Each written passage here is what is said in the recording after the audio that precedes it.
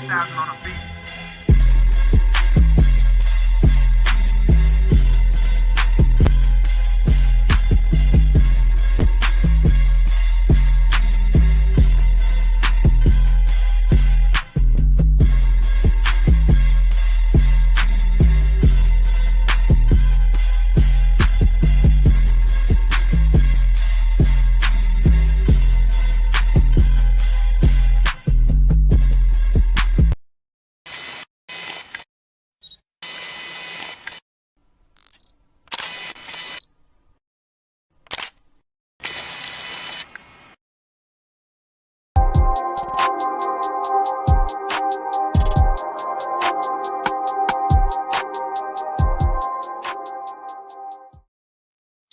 What's good? What's good? What's up, bro? What's happening, Pippin? Oh, you got it, man. What's good, Tiger Nation? What's happening? What's happening in post-game recap? Welcome. Tune in. Hit the like button as you come in. Good to see you, bro. Still got room for lots of improvement. Of course we do. Just come on, let's get the complaining out. Come on, let's go ahead and get it. Let's get live so we can complain. Hold it out. Come on in. Come on in the room so we can get air all your grievances out.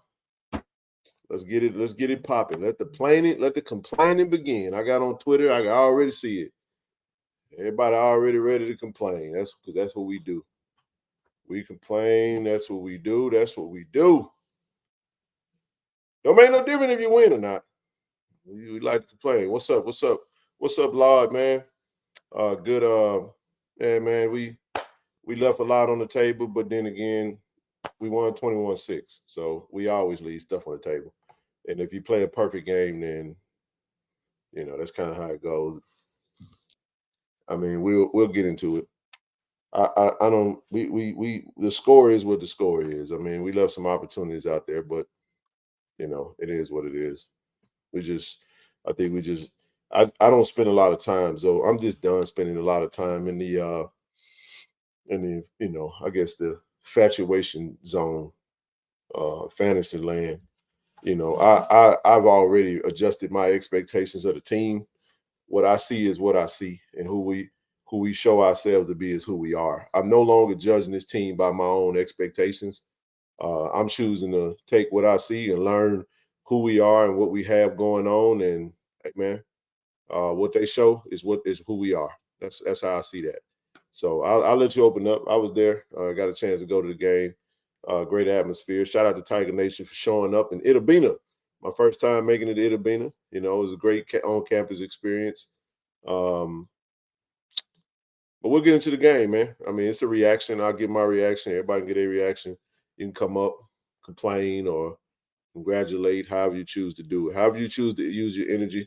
I'm not going to try to change that, But go ahead. What you got, bro? You look like you over there fighting. I was actually looking for my remote. I was make sure I had the thing on mute, not the volume down. But nah, man. I mean, man, I mean, look, we're all different, but I think the vast majority of us, man, we tend to be half glass full, half glass empty, as it is anyway. And I tend to be an optimist, but again, optimists around here, boy. You can't. Motherfuckers will criticize you for being optimistic around this joint. I mean, but like pessimism and negativity. Come on, give it to them. But I do have to realize that I have to be cognizant of, again, our prism and our viewpoint is different from everybody else's, and I tend to think that I'm more open-minded and see other things too. But I'm gonna just say this, man. I just think when you sit down and you actually, try to grasp, what people's expectation is with everything that's going on, I guess it kind of gives you the answer of what you or the prism of understanding that you're trying to get, man. Because at the end of the day, we're 5-3, 8 games down, right? Got 3 games left, 2 home games, 1 on the road. Last road game of the season is next week, and honestly, Ken, I picked us at the beginning of the season. It's on wax. I said we'll finish 9-2. So it's obviously we're not going to finish with that record. But guess what? If at the beginning of the season I told you that we were one game away from that, and we're 8-3 in the at the end of the season, can we say the season's a disappointment? Depending on your viewpoint, we could say yes, but we also could say no. It just comes down to what your expectations were. Did I expect for us to contend for Eastern Division title? Of course I did.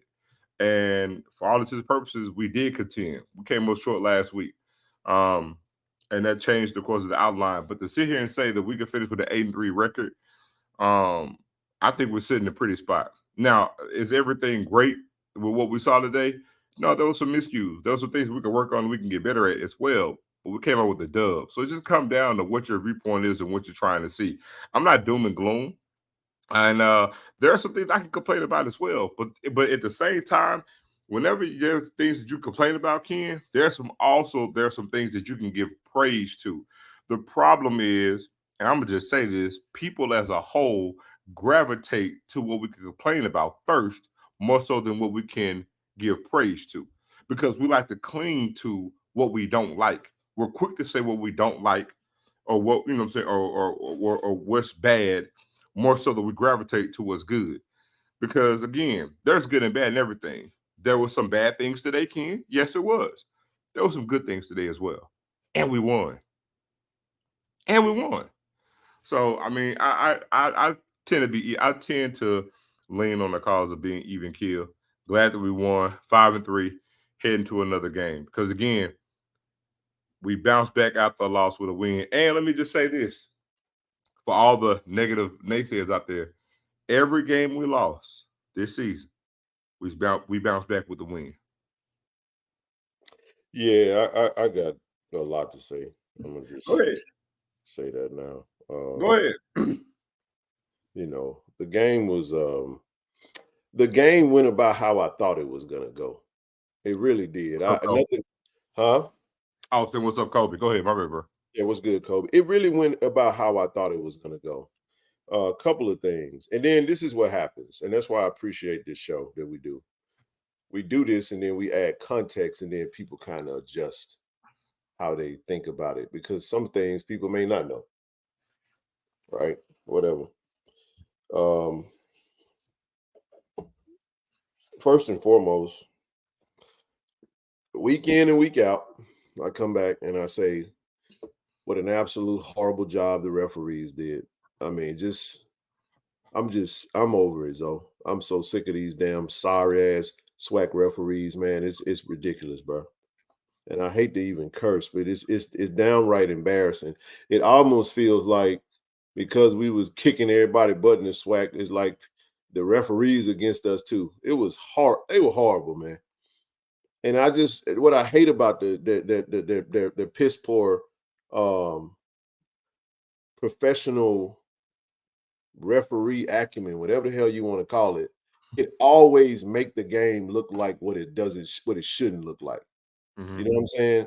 The game always looks a little different because of the lack of calls, blatant pass interferences, blatant holes happening in front of folks, jumping up and down. And yes, for those that the anti-TC guys and gals, that your head coach is on the sideline, jumping up and down, kicking and screaming, trying to do everything they can besides throw the damn headset at the referee. I'm standing there listening to it.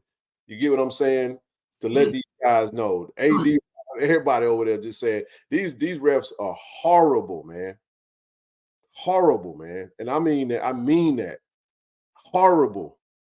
I was like, this is like Coach O said, Coach Onyebuaga, you know, the O-line coach, J.O. J.O. was like, you guys are horrible, man. like this is bad, bro. You go back to Fort Tillion. We're in the red zone. The young man was literally hugging him the entire time. And the dude was really trying to explain to Coach TC why he didn't make the call. He's like, dude, you freaking kidding me, bro. You get what I'm saying? The other one on the what is it, the route, he literally was holding him like he, you know how you, he had two hands on the jersey, pulling him in back up, like right in front of the referee. And I'm sitting up here like, I get it. Because see, what we like to do is we only like to point out the stuff that didn't go right when it's a coach that didn't make a good play call or when it's a player that screwed up, right? But I'm telling you, it has nothing to do with, and I'm glad we won because it's not like I'm using it as an excuse. So I'm starting off with that first and foremost. That was the first thing. Second thing, we made a quarterback change. Shout out to Jacoby Morgan. He starts, and people think because you start a new quarterback that they're going to go in there, Zoe, and they're going to be. Some people think they're going to go in there and it's going to be lights out, and it could be. It could be. I saw a quarterback that came in, did some really good stuff, and had some throws that I'm pretty sure he won't back. But you know what I will say, bro. You know why I expected him to kind of look the way he looked? Adrenaline. Usually, with adrenaline, you get a lot of overthrows. Like you're on mute, bro. You're on mute. I can't hear you. So we talked about it yesterday. So we did talk about that. I was like, I look for Jacobian to come out and possibly have some adrenaline throws. You know what I'm saying? The other thing too that most people probably didn't know. Shout out to his mom for the surprise. You know, I say that because his dad. I think his dad had got deployed and he was back and surprised him right before the game, and that was a special moment. I did capture the moment, so I do have that. We'll share that with her, and you just kind of say, man, we hope, you know what I'm saying, that. But I did see this. You're on mute, bro. You keep muting. You're on mute. Put that in context. I would say put that because see that's another thing that people don't know. Again, people don't know that, and we're seeing it, and we know because we're like, okay, now you got to settle down because your pops and you know what I'm saying, you got your family, and we get it, man. And then too, when I felt like he really settled down, the fourth quarter. That's when I felt like, okay, I can kind of see this thing really starting to find its groove now. You see what I'm saying? So, but decent job, man. Not Grambling. Valley played like Valley would play. They played us tough. They took away the running game for the most part. We weren't really very successful running the ball outside of the quarterback sneak. And it was just one of them grinded out games. You look at the box score. Jacobian was 20 for 36, 141. Like I said, a lot of those throws, if he get those, he's easily at 250 yards, man. I had a couple of balls that were just kind of slightly over. I kept saying you need to get a little air on the ball. And then you got to get in and find a rhythm and find a groove. You got folks out here that, I want to see this quarterback. I want to see it. Like, this is what I'll say. This is what I'll say about that. I'm not at practice every day. You're not. TD ain't. We're not at practice every day. And what we have to do is we have to trust the coaches' judgment to make those calls with what they see. There's a reason why there's a pecking order and why there's a depth chart and why certain players are playing and certain players aren't playing. And we think because we haven't seen them, that somehow, I know they're going to be better than what we're seeing here because we judging it based off if a player makes a mistake, and it's like, why don't we just trust the coaching staff to allow them to just play the players that they feel are prepared? Some of the players that people were talking about didn't even dress out and make the travel squad. And you got to ask yourself, how do you make a travel squad, though, on a college team? A lot of different rounds. First thing's practice, man. Stop. Just stop. That's all I gotta say. That's the answer. Practice. Folk don't, again, we're not at practice. They are. They know how to make those calls, man. And if you can't trust your coach to make the damn call to build a travel squad to figure out who needs to be on the roster that's traveling to go wherever, then you also have to just understand that we just we anyway. The other thing, and I'll say, and I'll let TD say what he had to say. I was impressed, man, with just with the defense today as well. I hated that last drive that we gave up, those 2 runs for 99 yards. I really wanted that shutout, even if it was 21-0, you know. And we'll get into some of the mishaps today because I was just we have to address ball security, man. And ball security, don't come in here to me talking to me about no damn coaching when it comes to ball security. Hold the damn ball, man. We're in college now. You know what I'm saying? Every time you running, they swiping at the ball. And what we were taught when we was playing ball, you know what I'm saying? You guard that ball like you hold that thing like it with your life, man. You get what I'm saying? And that comes from being tough with the ball. Because Valley was playing takeaway. They were trying to every hit, they trying to hit the ball, strip it. So you know that you have to hold the ball. And sometimes we lose the ball trying to get extra yards. Those yards ain't really worth it in one of these old slobber knocker type games, man. You're talking 1 extra yard and you turning, or you might be a twist here, a fall, or you hit the ground or something in an awkward position.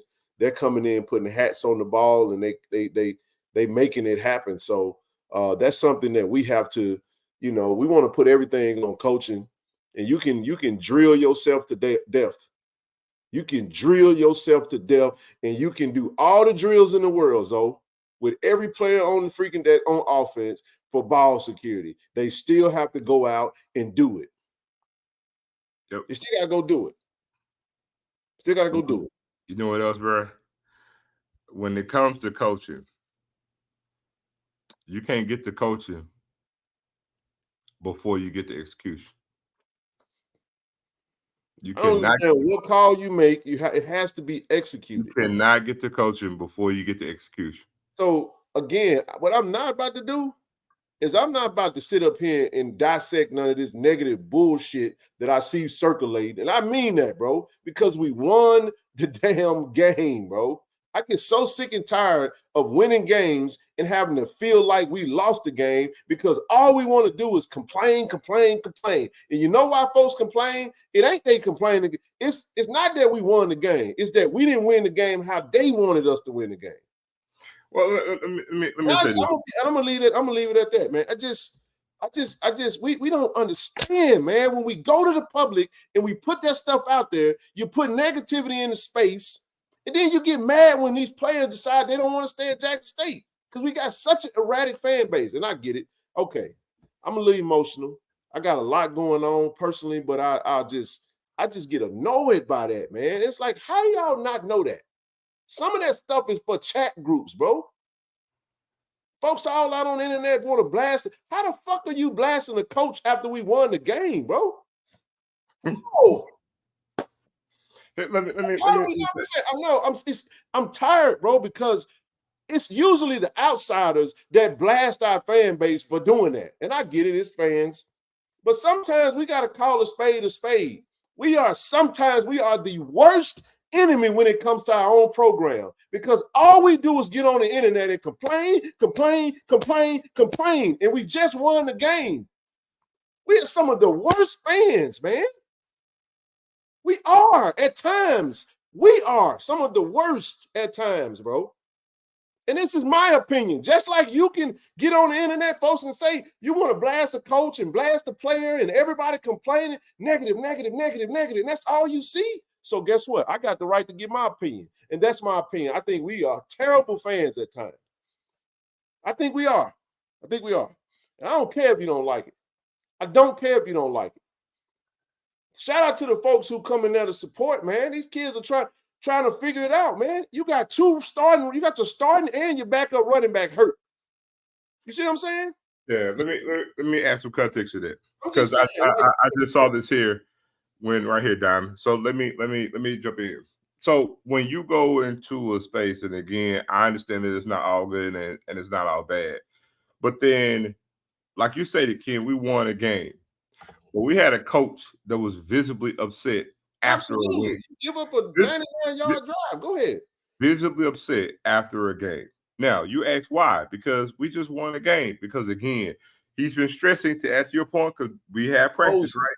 So we don't even understand what the highlight was this week at practice. Well, I can tell you right now because I've been around TC, closing out halves, closing out games, and we did neither today. And again, you really, really get pissed off when you're continuously practicing something and then yet you're still not doing it, right? But we still found a way to win the game. Again, I'm not stating, and Ken, you say the same thing. We're not griping about wanting to critique certain things. We all do it. We But it's all another do it, thing, bro. but it's another thing to go into a space and everything you see as if there's nothing good from A this team public space. Say it that way. A public and space. everything that was wrong that you saw, because I'm gonna be honest, for anybody that I see that comes in any public place and want to admonish TC or this staff, man, I sometimes literally want to say kill yourself. Seriously. No, you can't. You can't. I know I can't. I said that I want to. Here's the thing. We act like we don't realize we have a first-time head coach who's getting OJT. How many first On time the job training. How many first time head coaches in the conference this season? Just TC. No, it ain't. Who else? Wade. You got Woodford. Oh, Valley coach. Wade. No, Woodford, Kendrick Wade, UAPB. BCU coach. BCU, UAPB. UAPB coach, Valley, TC. How many of those programs lost 60-plus players, bro? 0. And then watch this. Of all the 5 wins in first-time head coach. Hold on. I'm about to say this. And of all the first-time head coaches, which one of them got a winning record? Only TC. They only got one. They got 2 wins. Let me see. 1 win with Bethune-Cookman. One win with UAPB. 1 win. So 3. So each one got 1 win. And TC's the only one with a winning record. And with watch this. Which coach had the most turnover in the whole entire conference? TC. But it's like we're oblivious to everything that's going on with this team in his first year. People don't understand. So what I'm saying is, You think when you say this, though, that we would now you guys apologize. You guys just apologize. You just got your blue and white glasses on. No, what it is that we actually see a lot that everything that we don't. It's like you can't verbalize everything that you see, but there's a lot of obstacles, a lot of challenges. It's been a hard reset for Coach this year, and I ain't, like I said, we're not even saying that to make excuses. He's just as frustrated as everybody is with what he see versus what the output is. The energy's off. You got folks interjecting now with opinions and messing these kids' heads up. We see it all, bro. I'm telling you, I'm gonna just leave it alone because it ain't all just what people want to make it out to be. It's a lot that's going on. That not when I say that's going on, it's a lot that goes into how you may see an outcome of a game. You know what I'm saying? It's a lot, man. It's a lot, and it ain't just the energy. Ain't just the energy. Don't just be. But go ahead. Let's go on record because I'm gonna tell you what's gonna happen.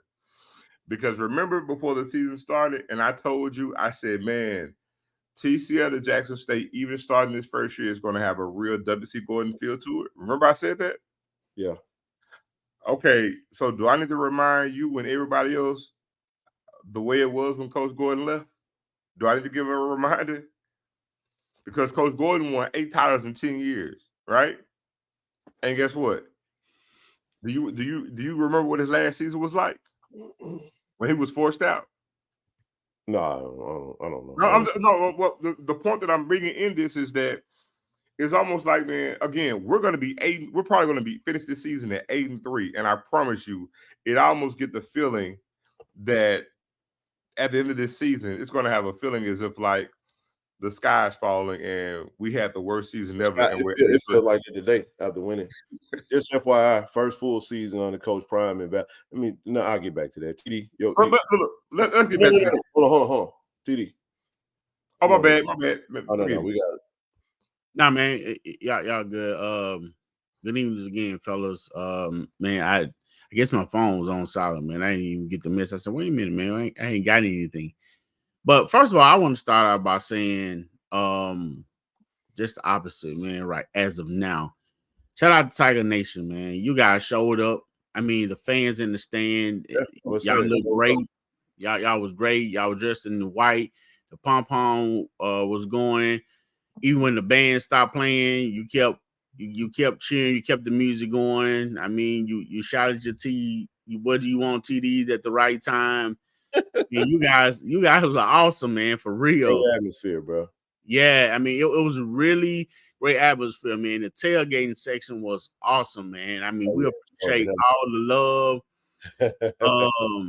all the what's up, the haze, how much you guys appreciate the show. I mean, it did our hearts good to let us know that we're not up late and doing research and putting in the grind, and it's not going noticed and unappreciated.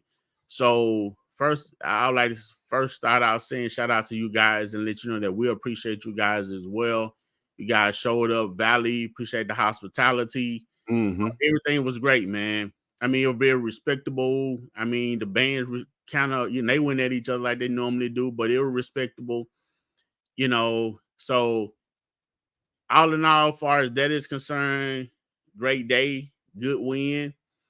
And as y'all was saying, I guess some things, we always look for something that can be done better. I mean, we all, armchair quarterbacks and coaches, and hindsight is 2020 about some things. And yeah, we know the difficulties that we had over the course of the years. Where maybe some cause or something that we thought should have went a certain way, or some players. However, we're still in a rebuilding season. The players are playing their heart out, and some players are torn and mind stressed in different ways. And again, I'm not really out on social media, so I don't know a lot of stuff that's being said. I ain't going back, TD. I'm gonna do what you do. I'm almost like I'm gonna just drop the post on the show, and then I'm gonna just get up out of there. I ain't looking at nothing going forward. For the next 3 games, I'm out. I'm gonna just post what we doing, and I ain't looking at nothing. Cause go ahead, bro. Right. And with all that being said, man, I mean, I think what it is a lot of time with us is expectation with us being Jackson State. And a lot of time we think people just gonna lay down for us. Well, not. I mean, I said it over and over again. Valley, they played a tough game. I mean, you got to understand a lot of stuff that goes on the field. We're not the only 11 people out there, whether on offense or defense. So you have their defense who's scheming to make us do a certain thing, fumble the ball, throw interception, 3 and out. We have our offense who's trying to score, and our defense trying to stop them from score. So that's the name of the game. That will make the game so interesting. The chess match and the checker match, whatever that's going on with the game to make the game so interesting. So at the same time, those 11 men on offense, 11 men on defense, different teams, and they're not just there. And all I'm playing with pride.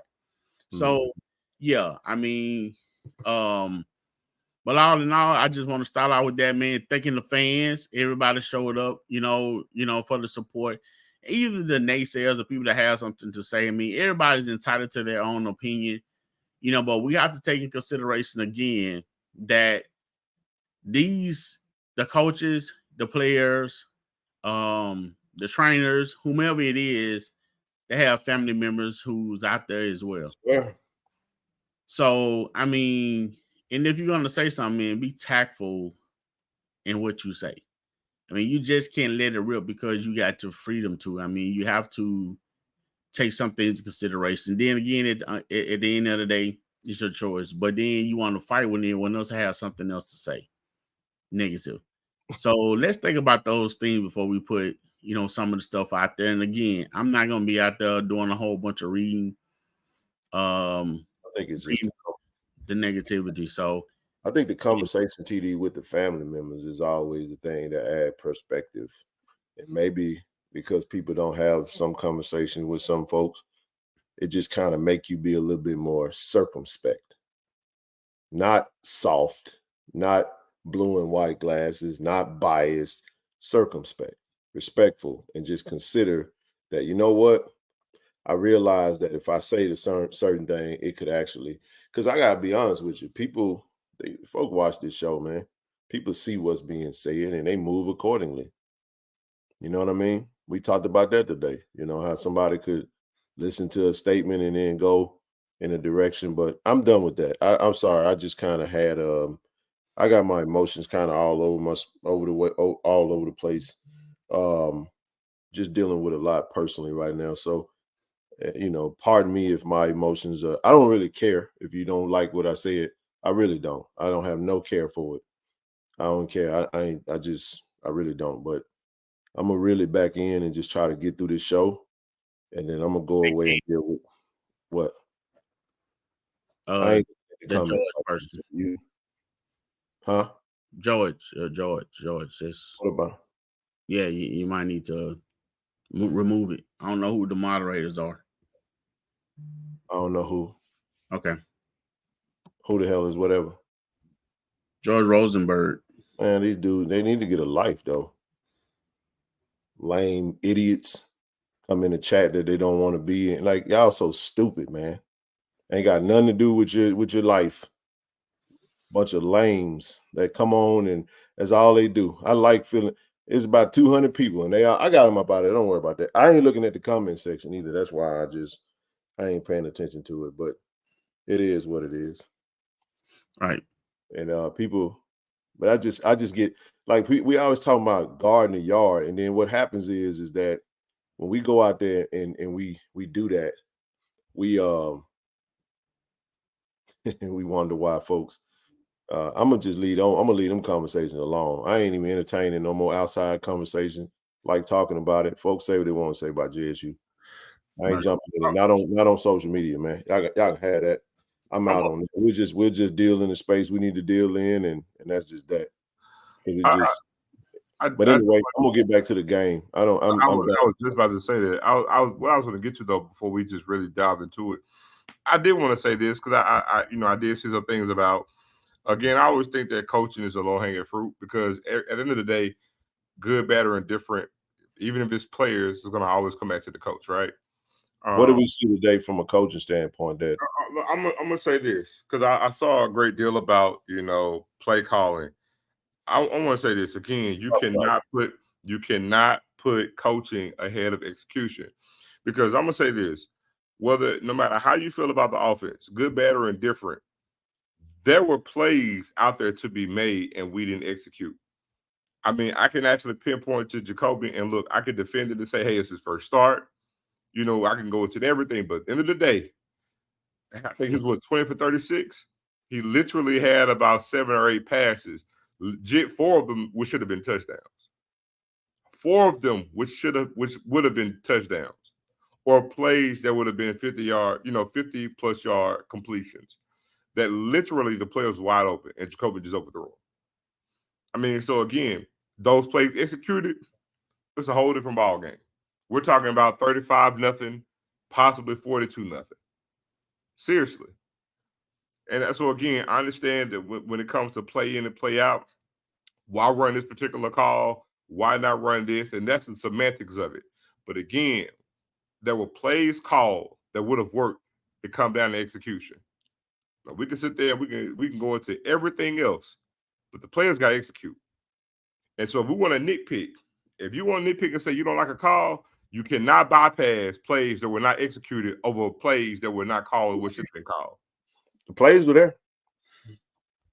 But when you got a quarterback when you make a quarterback change and they trying to find their groove, again, if he make every single pass and it's perfect and it's accurate, then of course we're excited and it's a whole different feeling. It's a whole different outcome. But it didn't happen, so I'm okay with that. I was really more so looking for him to find his groove. You know what I'm saying? Like in the game. I agree. Practice is different. You know what I'm saying? First start, you know what I mean, at Jack State, on the road, family there. Dad surprises him from a military visit, captured the moment. You can even see it was a very, very touching moment. And he went out and he settled down, eventually. He had some great runs. We know 15 can run that thing. You know what I'm saying? He did a good job of pulling it when he needed to pull it, getting the first down. Again, but when you go back to something like, that's why we talked about ball protection. When you look at turnovers, we're having turnovers in very. We had 3 turnovers, but we have 5 fumbles. But here's what I'm saying: those turnovers are just drive killers, man. You know what I'm saying? Like, it's when they happen. Is that coaching?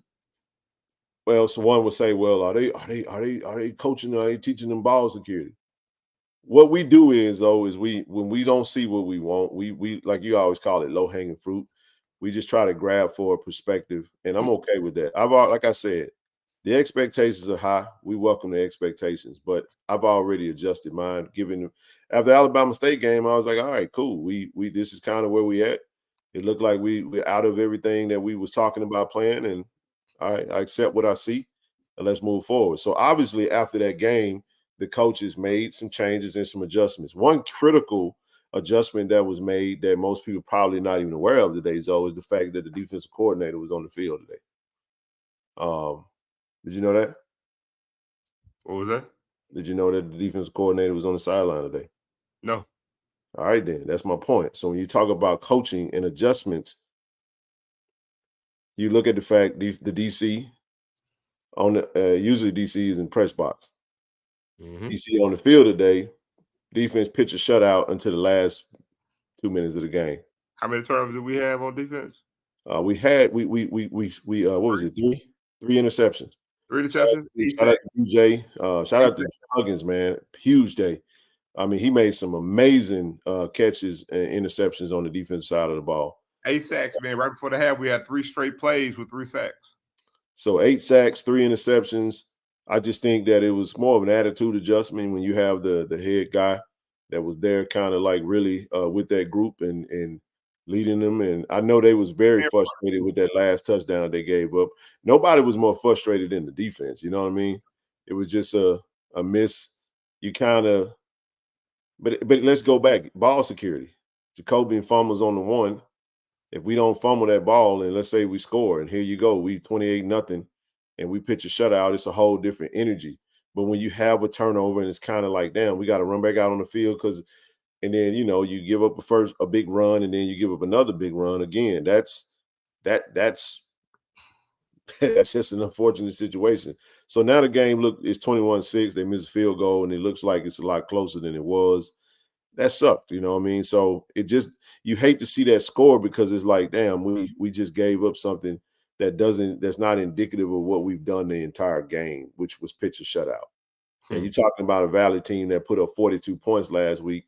We had them pull the young kid that actually he threw 3 interceptions, the freshman kid. They brought in another young man, number 6. And it is what it is, man. So, you know, we go out. We did leave some plays on the field. We did miss some passes. We did drop some balls. We did have some fumbles. And I think the thing that Coach TC was more frustrated about was not closing, which was that 6 points at the end. And he stated that. So when you go into a situation, you got your punter hurt again, your starting kicker hurt, your 2 top running backs hurt. I mean, we've gone through a plethora of injuries. You know what I mean? Huh? Center go down. You lose your center in the game. Lost him, but he wound up going back in, which what led to that botch snap that led to another fumble. So it just you have some miscues here and there. You just kind of manage it and go accordingly. That's what happened.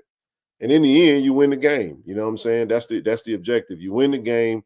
But this is what I would say, barring minus the fumble at the goal line and giving up the long drive, I was impressed with the fourth quarter because what I wanted to see was how we were finishing up the game.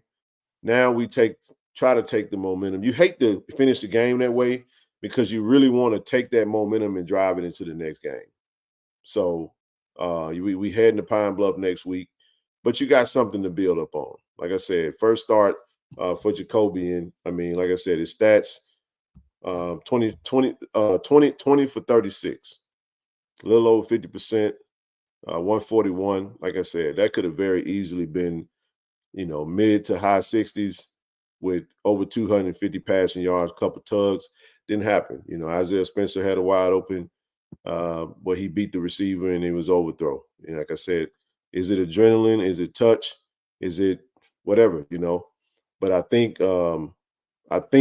we will see him tend to settle down and improve. At least that's what the hope. But obviously, he's shown enough for the coaches to feel confident enough to go to him and not go to Zai. That's not a question that we can answer, because I know some may say, well, why not Zai? Well, why not this quarterback, or why not that quarterback, or whatever? The coaches are the ones that made that call, and I was good with it. He went out and won his first start, 21-6, 10 carries for 75 yards, 1 touchdown. With a one where he just kind of tried to run over him, and he lost his helmet and he scored. So 2 touchdowns on the day. You know, I can dig it. We win the game. We move on to the next one. TD. Yeah. Speaking on 2 things real quick, and speaking on the quarterback, I think I'm not sure how much of the criticism of the coaching, or what people may have to say about the coaching right now lingers from previous games, and that some of them just feel that the offense is very predictable. All right. So with that being said, in playing Valley, they probably think they're looking for a blowout, but I guess with the offense being kind of predictable, I think that's where the question may come in. Was it predictable? Well, with Jacoby in there, he brought a change to it. He brought a change to what people were used to seeing. Okay, that's fair. Right. I say that because it didn't feel predictable today to me. Go ahead. It actually was. I'm saying that's what a lot of people, may feel. Now, let me say this: there was a lot of more moving, shuffling, on the field this time, and I think that's what people are starting getting accustomed to when they come down to offense. They used to 2 and 3 people moving at one time, running this play, running, exotic type plays. And that's kind of what people are looking for. As far as Jacoby played today, I'm going to start out by saying, it was an honor that his father was able to come in and you captured that moment. And young man was there. And, that was the beautiful thing. Far as, and one thing that his dad did say, his dad said to us, he said, hey, he loved the show. He loved the honesty that is presented on the show. So, he was like, hey, don't hold back, because I guess, just like a regular dad, he's going to tell him the truth as well. In this game right here, for the young man being his first game, I'm going to give him, in my letter grade, just speaking on him, and I normally don't like to go directly as far as calling out a player, but since his name has been called so much and what was done and wasn't done, I would give him a B. And the reason I would give him a B, the young man was hurt for a couple weeks before the season even started. Right. Broke his fingers. Yeah, right. Broke his fingers. So, you're not able to throw, you're not able to play. So then you come in, for a few games, run a couple plays.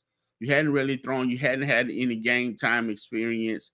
Not only this year, but even before then, and with him transferring in. And yes, he had some overthrows. Yes, it could have been some touchdowns. Yes, it could have been worse than what it is. So for him to come in the situation, and then to go to go 20 for 36, 100 some yards, a touchdown. I mean, I give it a pretty decent day. Now he got to learn to hold on to the ball a little more, but then when you run it, a lot of time your mind going one way and your body going another. So you have to. So all this stuff right there, you got to bring into perspective. And like you said, I think they have a better showing on next week. Said, when do we blow out a bad team? Huh? I was looking. I just caught Jeremiah's comment. When are we going to blow out a bad team? I think that's what people are tripping over. Yeah. Let me say this, man. Hold on. Forgive me to you. That statement is irrelevant. Let me tell you why. You're in a first year of a first-time head coach program. All you want is dubs. See, that's the problem. It's like if we don't win, that's why it's a gift and a curse when we say GSU by 40. Because if you ain't getting it, it's a loss. Or we win a close, ugly game, oh man, we suck, or whatever the case may be. You see what I'm saying? It's like, oh man, if it's not a blowout, and it kind of goes to the discussion that we had the other day. Because you remember this, TD? Remember I was saying, yeah, JSU big, and you was like, I don't know, Valley defense. And I was like, look, at the end of the day, really don't care as long as we get a dub. Well, actually, we talked about that. What did he say, TD? 14. I said we talked about that outside the car when he was like, well, it's always close this time because it was 15. He's like, even if it's a 15-point win, not, but go ahead. But we talked about it the other day, right? And it's just like, the thing is, bro, a win is a win. We right here moping and like more. Let me tell y'all something. Hold on. Ken, one thing me and Ken on the same frequency on. Let me tell y'all something. I'm gonna put a little secret about me if y'all don't know this. When Jackson State win, the air is clear, my drink tastes better, all is right with the world. I'm happy as could be. Nothing can go wrong. Let me tell you this. But when Jackson State lose, my Saturday is ruined. Yeah, last week. So let me tell you, we got a dub. I mean, now we like 80-4 against Valley. Like literally, I'm exaggerating, but it's close to it. So the point that I'm getting is, again, TC's in his first year, and guess what? He over there feeling like half of y'all feeling as a head coach that just won a game. We're sitting at 5-3, coming down to the final stretch of the season with UAP with peanut butter next up on the schedule, the Cowardly Lion, and then we got Texas Southern who just lost again tonight, and we finish up with the Soul Bowl. And the Soul Bowl is going to probably end up being like Ken said, it may be, well, we could spoil their season for them going to the SWAC championship game if they go ahead and handle out. May even have earned money. Hold on, Jeremiah. You're right. I am the originator of kick their teeth in. But guess what I'm not saying? I only just kind of curved the teeth. I ain't kicking all the way in, but I got to. But you know what, Zoe? This is where we got to have some revisionist history right now. Because again, our previous coach, who some would say we kind of got spoiled by, played in the spring, right? He built up his first year. Go back into the first year, 2021, and tell me how many games we won that was extremely close and we won uncomfortable games. And Valley was one of them. Yep. In Itabena, we won that game 28-19. We did not blow Valley out. Now we blew them out at the vet because maybe there was some fear. That field is tough, man. We're just walking on that thing. We would walk across that thing a little careful. You know what I'm saying? I ain't trying to blast the folks or whatever the case may be. Delta State came down. It's a D2. We look, 4th and goal. If they score, they win. They don't score, we win. That's Southern. I'm just saying it was tough Southern game to win games. And you know what everybody was saying? We should be blowing these folks out. But again, this is why TC is frustrated. Because to your point, Jeremiah, Jacobian don't fumble that ball on the one. And look, Coach Quinn Billerman, he lit him up. That's the quarterback coach, if y'all don't know. He lit him up for fumbling that ball on the one, okay? We score a touchdown, TD. It's 28-0. We win 28-0. Is that a blowout? In my book, it is. You see what I mean? How one play could change the dynamic and the feeling of a game, and now we could. I'm like Zoe. I'm not finna be running around here now. Bethune-Cookman felt like a loss, but I was like, we won though. The only good thing about it was we won. A lot of moving parts, man. It's been a lot of moving parts. Somebody asked about Josh Clark. Josh Clark even dealt with somewhat of a hamstring, even before the season. So a lot of times when players have like a little few tweaks here and there kind of in the beginning, you tend to kind of, get back in the groove. I love the way TD, we talked about that on the way to the game, the way the D-line coach, the defense coordinator and D-line coach decided to mix up the mix, putting Devontae Davis next to Tyus Martin, putting True Thompson next to Jeremiah Williams. But now you got Phillip Webb, you got Tony O'Doyle, but then you got Josh Clark and you got Athan Smith. It used to be Athan Smith and Tony O'Doyle. They mixed it up. So now when we go to that second level, we don't have no drop-off. That's why you get the 8 sacks and it looked damn good because you got fresh bodies coming in. So that has worked. But again, like you stated, I just wanted to make that point because we were, it wasn't just 28-19, it was actually 21, and I think we wound up scoring late. It was a close game. It was very uncomfortable. I remember that game because I didn't make that game. I was watching it on mute on YouTube because I didn't want to listen to the dude that called the game for Valley. And I remember I was somewhere. TD, I had to go sit down, bro, because I was so damn nervous watching that game. I'm sitting up here like, ain't no way in the hell we finna lose the Valley. And it was just that uncomfortable for us, man. So I'm watching it. And boy, when we won, all I wanted was a dub, TD.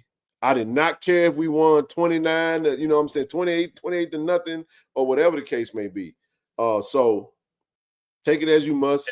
Feel about it how you feel about it. But that was something that even Coach Perry hit me up. Coach, shout out to what's good, Coach Mark. Text me. He was like, bro, obviously he must have been seeing it. He was like, man, folks losing their mind. Last time we was in Itabena, we won by 9. Today we won by 15. It was what we talking about. But go ahead, TD. Yeah, I was about to say the last thing on this again. I stand by my my thing. With Jacoby, we allow other quarterbacks and players, throughout the course of the season to continue to play. You can't keep calling for someone else to come up and do something when the young man had a good game coming from the situation that he come from. See, but Right. our only thing we want to see is a blowout or a very exotic player doing this or doing that. Let the young man get his feet up under him. He deserved to start and play because the coaches chose for him to play.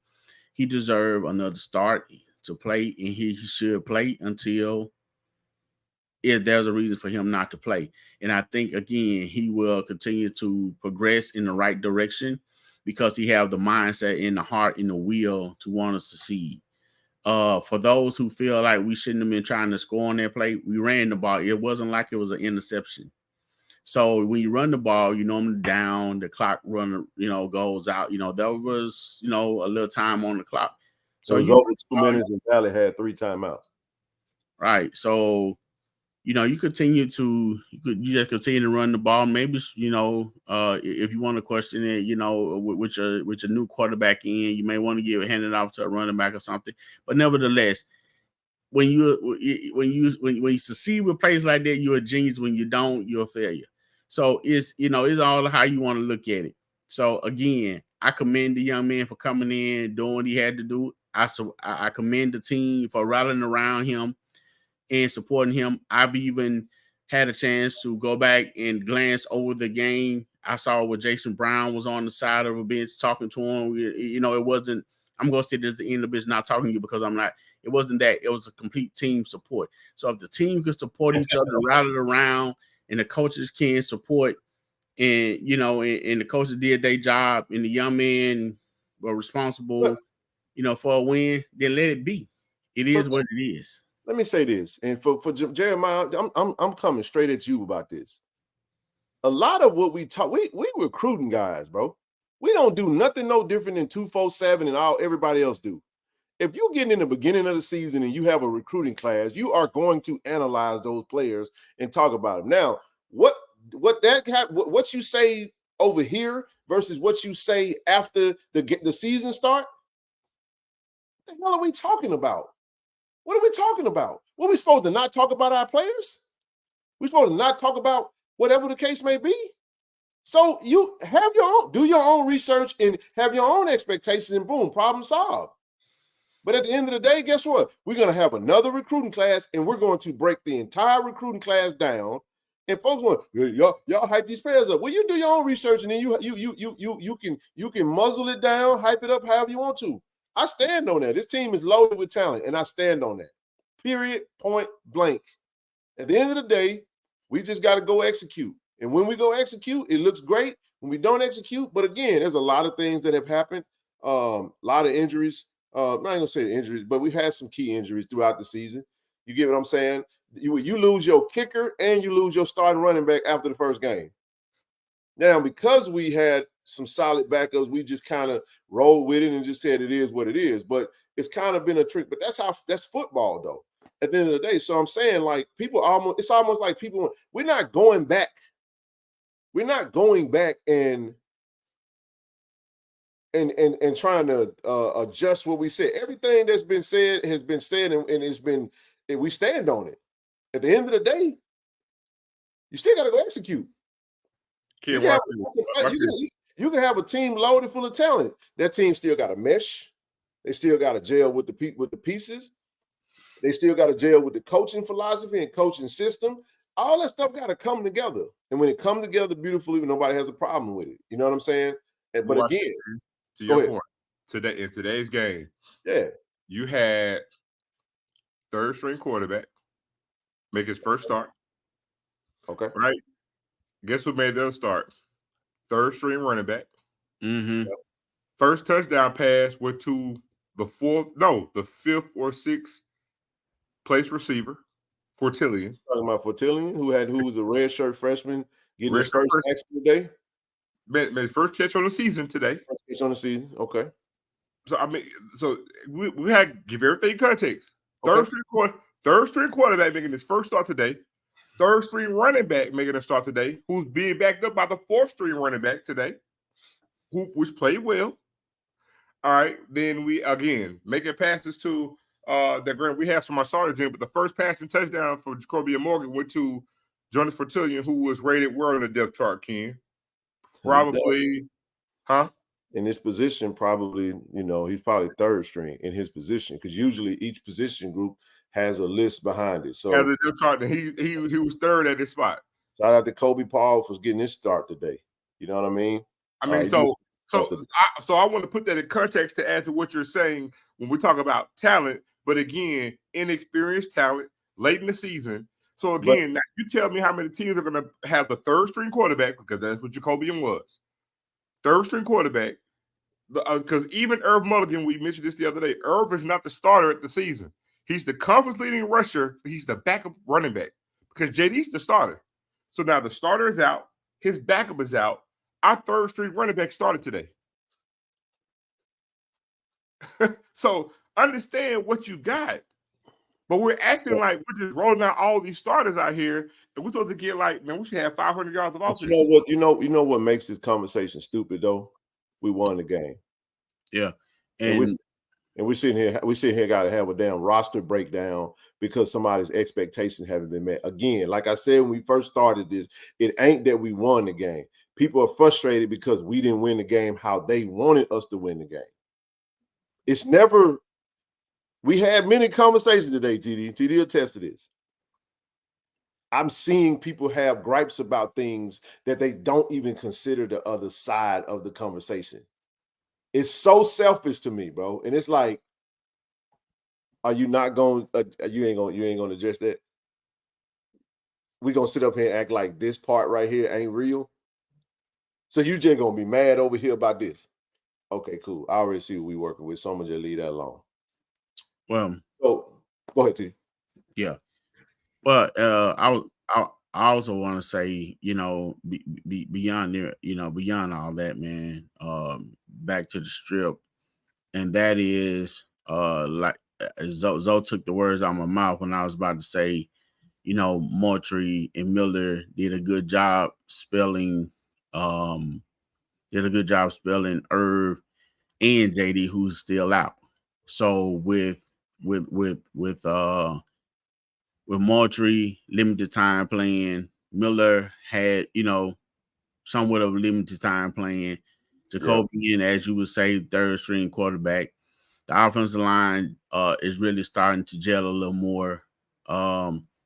Valley is probably the perfect team for us to come in and try to do this again. At least we had to do it last week against, Alabama. So with that chemistry and those things going on, I think they had a pretty good afternoon.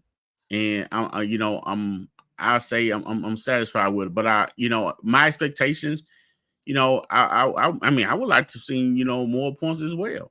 But here's the thing, right? I mean, yeah, we would. I mean, that's the purpose. I mean, any team that goes out and play looking to score as many points as they can. But But with the circumstances being what they are and what they were, I'm satisfied with the results. And you know what? I'm looking forward to, you know, to next week game, the week after then. So if nothing is changed then, you know, and let's do this. Let's try not to be so quick, but let's try to be open-minded. I mean, it seems that more people have a problem with the offense rather than the players. So look, let these guys play. We just gave you the scenarios of what's going on. The running backs ran hard along with Jacoby, and he ran hard. He made some good passes. He had some jitteries that, even in his mistakes, Ken is Zoe, he had some confidence. It wasn't like, oh my gosh, I'm down. And that shows you a person who wants to do well, who wants to see. Poised. He was. Yeah, so exactly poised. So get a young man a chance, give this team a chance, and let's proceed next week. Good game. I think two things, TD. Number one is we got a chance to see a glimpse of the future today. You know what I'm saying? We kind of hit a schedule here, right? But here's the other thing. The other thing is that I would just ask our base who just give them a sample size. Get you a real sample size, not one game. Because now since we have a game, TD, we got a measuring rod. We can take this game into UAPB and we can see how we build on it. Let's see. Okay, you had 1 week to prepare. Coming up, this is something neither one of us acknowledged. Not only did he have 1 week to prepare, Zoe and TD, he had 1 week to prepare coming off of a homecoming loss. So let's not even forget the fact that homecoming loss hurt a lot of these players, man, and put a lot of these players in some tough spots emotionally. So that's something that has to be accounted for. Many players feel like they failed us because they lost the homecoming game, and we, you know what I'm saying, and you try to reset that. You try to so no matter how hard you try, you're taking some of that energy into this game. But when you get a win and you get 7 days, TD, you kind of separate from that. And it's like, all right, last thing, it's like, what have you done for me lately? We just won a game. All right, let's build on this game and let's try to pick our energy back up. So I do feel like there was kind of there was some opportunities today with energy. But why did the energy feel like it was a little down? Well, it maybe felt like it was, one may say that's coaching. No, we just lost freaking homecoming. You know what I'm saying? And we also just, because of that loss, it put us in a really bad spot for our season goals and our expectations of what we expected to do going into the season. You see what I'm saying? So, but now you got to try to pick it back up, and you got all these changes. You kind of reset a lot of things, and then you roll into the game. You get the dub. You live with it. You say, okay, this worked, that didn't work. Okay, let's build on this and let's keep rocking and rolling, man. So I'm gonna wait. I can't wait to see what we do at UAPB, because I think UAPB we'll have a much more sample size, and then we go back home and we play against the Texas Southern team that's got they gave FAMU some fits until FAMU eventually found a way to come back and take control of that game. So I expect to take the last 2 games of the season are going to be tough. You know what I'm saying? But you get a Valley, you get a UAPB, you go handle your business, and you come back 6-3. We get Texas Southern at home and see what happens. So I just wanted to mention that, because that's the other thing. Not only did he have his first start, great points though. Third string. You know what I'm saying? And it's like, okay. And what you're talking about, Zoe, is you're speaking to the fact that that's why we were excited about this roster, because we can go 3 levels deep and still come out looking like, you know what I'm saying, you know what, we can compete, barring this or that, you know what I mean? So that's my take on that. I'm getting back to the fun side, man. The energy wasn't low on the way to the house. We was happy we won. Right. And one thing I will say that was funny to me, that last touchdown run that Ian did make, You know, I was standing right there on the sideline, KT Dub and I. And when the player, I thought he was going to get grabbed from behind and slung down along with a player being in front of him. Instead, the guy that was behind him missed him. Number 3, who came up to tackle him, hit him so hard and barely moved Jacoby. And his help, the defensive player helmet came off. And probably about 8 yards out, Jacoby chunked the deuces like, I'm on cruise control. It was pretty cool, man. It was pretty cool. Like that didn't fade me. So you know, we running on in here. So man, you know, the offensive line did a pretty good job. I mean, you always looking to improve, to do better. No one's gonna be perfect. If you're perfect, then why are you practicing? You know what I'm saying? So offensive line did a pretty good job. And one thing I like about those guys, man, the offensive line, they get downfield. So even when Jacoby and Farmer or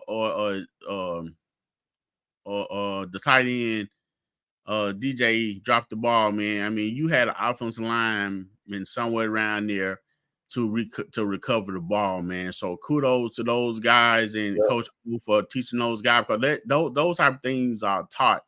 And offensive line take pride in doing that. You have to follow up the play. You don't just sit there and watch it run into the end zone. So overall, man, those guys did, you know, pretty good. You know, they had it was a good game.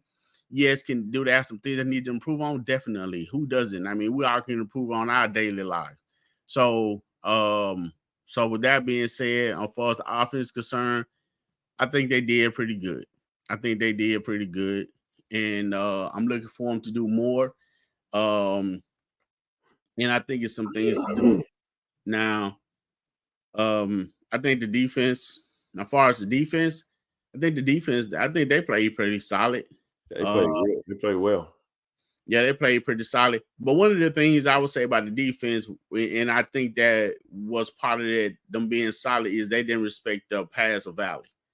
So with them not totally respecting the pass, because I was questioning the pass, you know, their passing attack as well. Although, you know, they made decent throws. I mean, you know, everybody, you know, does good at some point. So they was able to stack the line, and they did good at stacking. You know, they did good at stacking the lines. So, so with this game, I think they played, bro. Huh? Tell Jeremiah stop playing victim. Ain't nobody attacking you. Look, TD, I'm gonna say this. I'm playing victim, dog. Wear that last name with pride, man. You good, bro? TD, I'm not gonna say they didn't respect it. I'm gonna just say they pretty much scouted them, because even in the previous game, Valley's quarterback is all right, but during their game today, especially the first half, they pretty much everything was like 5 yards and short, all his passes. So the thing is, they were playing everything underneath. You see what I'm saying? And so we pretty much, since they were going to throw everything underneath, we played the perfect defense for what they were doing on offense. But watch this. But ain't nobody gonna say that though. We played the perfect defense. We called the perfect game. What do you mean we played the perfect defense? What does that mean? What I'm saying, we were in the perfect scheme, and we called the perfect plays. We ran the perfect scheme for what Valley wanted to do on offense. They have an inexperienced quarterback, and everything that they threw was 5 yards or less. So being that everything they're going to do is 5 yards or less, we played the defense in accordance to that. And we did. What you got, TD? Yeah, I mean, which is exactly what I was saying. So it's the same thing. It was not totally not respecting their defense, because if they had been FAMU, the line would have been stacked as tight as it was, with the linebackers in the defensive end, everybody cramming the middle, looking to stop the pass and to put pressure on the inexperienced quarterback, because you put pressure on the inexperienced quarterback who doesn't have very good accuracy anyway. You're looking for picks, which is what I was kind of hinting to when I was suggesting, about the scouting of Valley. So that's what I mean by that. Our corners was able to run with their with their receivers and be on their receivers. Even when the young man caught the touchdown that was called back, it was 2 DBs back there. So that's what I mean about respect the defense. Now that defense might not work, with a more but he He did throw the ball down the field. It just got intercepted. BJ made an amazing catch downfield. Huh? That was in the second half. No, I'm just saying he threw it down the field. Yeah, eventually, yeah. So we got a couple of long, maybe some 10-yard passes to Hug, that Huggins wound up making. Just see, man, those were NFL level interceptions, and he made 2 interceptions that looked damn near identical. But I'm talking the play on the ball, bro, where he went horizontal. They watched it though, huh? This is the second game. BJ Washington, y'all gotta watch that play. The dude opened his hips, went across the field. Yeah. See, go back and watch that play. I love BJ at safety, man. This is the second week in a row he done did that. But look, I just got a text message. Hey, I almost put my Madison Central t-shirt on, man, just because of BJ tonight. But hey, don't hold your head up, 119. Hey, you had one. You had the quarterback. I had the safety today. So yeah. Look, I do gotta say this because I just got a text message. I gotta say this. Every time Valley got a good play, they got a penalty. Yeah. I gotta say it happened. They were holding though. They were holding. Like the hold that happened right in front of the referee. And the line judge, the side judge made the call, and then the dude that was holding the wires for the camera guy was like, "I'm a referee too." He was like, "No, y'all wrong. That's not the referee's call. That's the side judge." He said, "Hell, I could see him. I saw he yanked him from the sideline." So I'm just saying, he was like, I mean, the point was, this is a great point. Shout out to Coach. Since we talk about coaching all the time, shout out to Coach Terenzen Quinn. For we should be number 1 in the nation at FCS in the nation. We went into the game with 10 interceptions, second in the nation, and we had 3 interceptions today. So we think about it. This defense has 13 interceptions on the season. Way more than we had last year. 13 might be more than what we had the past 2. Well, it might be close to what we had the past 2 years because of the style of play. We didn't really have a lot. Well, we had quite a few last year, but got a whole lot of sacks too, though. Yeah, we did. Hey, and you know what, man? Those interceptions today. I mean, it's one thing to have an interception, the quarterback draw back and throw the ball downfield, and the defensive back pick it off or knock it up and the safety intercept it. Man, no interception was I would use it. They was beautiful, especially the one that Huggins did. I mean, they were low and away. He went down and dug him out the ground. Bro, he looked like did he not look like a shortstop making a dive and catch, bro? And when you go back and watch, it was quick. I mean, it was like a dot, and he was right there with the ball. The one that BJ Washington caught, and that's what I was saying about not respecting them really going downfield. When they threw the ball downfield, BJ Washington, the safety was already coming over. You know what I'm saying? And he laid out for that thing. Blue, what's the number of of interceptions right now? Because even though we was number 2, we might have had way more than what we had. We had 10 for number 2. Now we got 3. They might have had 14 for number 1, and it very well could still be at number 1 right now. So we coming though. We coming. So shout out to the Coach Bradley called an amazing game. I think, like I said, he called a good game today, man. Minus that last drive, but guess what? We did all it today with a 3-man front. We definitely did some 3-man. We had a couple of 4-man fronts. We had 4-man fronts. 8 sacks, 3 interceptions. Okay, so JSU will be number 1 now. Okay, they had a bye week. All right, we take it. We number 1 right now. Not bad. Hey, man, not bad for a 3-3-5, man. Number one defense in the conference. Well, we had 3-3. We didn't have 3-3-5 the whole game. They mixed it up. Sometimes they did. But no, it was overall a good game, man. Like I said, I definitely don't want folks to think that, my frustrations earlier had anything to do with Tiger Nation, man. We felt, look, Valley switched the sides, right? We filled that other side up. I'm talking about from one end to the next, you know what I mean? And Valley did a really good job of attending their own game, that their side was packed too. It was a great football atmosphere, man. You know what I'm saying? It was good. It was a good look for Itabena in the Delta, in the area. Area. Man, I enjoyed it, man. I'm gonna say this, y'all. I told TD this. I'm ready for a stadium on campus, man. I am, bro. I'm sorry, bro. I really am. You know what I'm saying? Because hold on just a second, man. I think I need to address something real quick. Hold on just a second. Anyway, I'm gonna leave that alone. I think some people. I dropped the link. I wish y'all. We got some experts. We got football experts, and we got all the answers. You should come up and share them, and that way the coaches that watch may hear your suggestions, and they may be better. You know what I'm saying? What stadium size on campus? I would say 35K, 35 to 40. You know what I'm saying? Something to that effect. Anywhere around that range, I think would be an amazing atmosphere. Hell, if you give Jackson State a 32-5, you know what I'm saying? We would rock that. We would pack that son bitch out, and it'll be an amazing atmosphere, man. I think atmosphere. The band did a really good job today. Shout out to the Boom today for honoring brother Jalen Burns. They spelled his name out at halftime. Yeah, kudos to the Boom for that, man. Acting President Elaine Hayes Anthony. And I know we had some conversations about presidential talk. I would just say like this right here, and this is by no stretch of the imagination. I know we talked about what we talked about last night, but if folks are entertaining the idea of making a change like what we talked about last night, man, please leave Elaine Hayes Anthony in position. Don't make no change. Just leave it like it is, and we'll build according to that. But they released the balloons today. Just love the Valley did his moment of silence.